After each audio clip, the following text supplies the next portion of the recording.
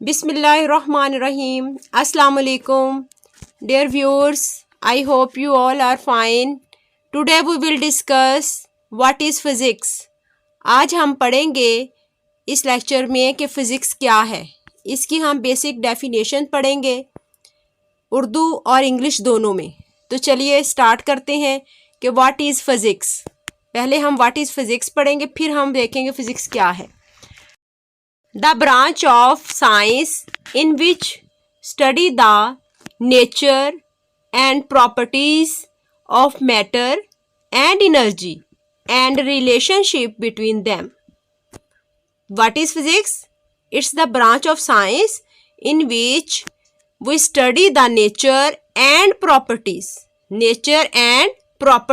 of matter and energy and matters کی properties and relation شپ، اور ان کے درمیان جو ریلیشن شپ ہے، کوئی بھی تعلق ہے، اس کو جب ہم اسٹڈی کرتے ہیں، ان کی پراپرٹیز کو، ان کے درمیان ریلیشن شپ کو، تو اس کو ہم فزکس کہتے ہیں.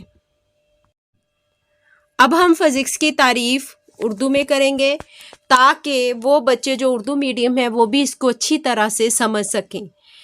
تو فزکس کی تعریف یہ ہے کہ یہ سائنس کی وہ شاخ ہے جس میں مادہ اور توانائی کی خصوصیات اور ان کے مابین تعلق کا مطالعہ کیا جاتا ہے. یہ ایک سائنس کی شاخ ہے جس میں ہم مادہ اور توانائی کی جتنی بھی خصوصیات اور ان دونوں کے درمیان جو بھی تعلق ہوتا ہے اس کے بارے میں نالج اکٹھا کرتے ہیں.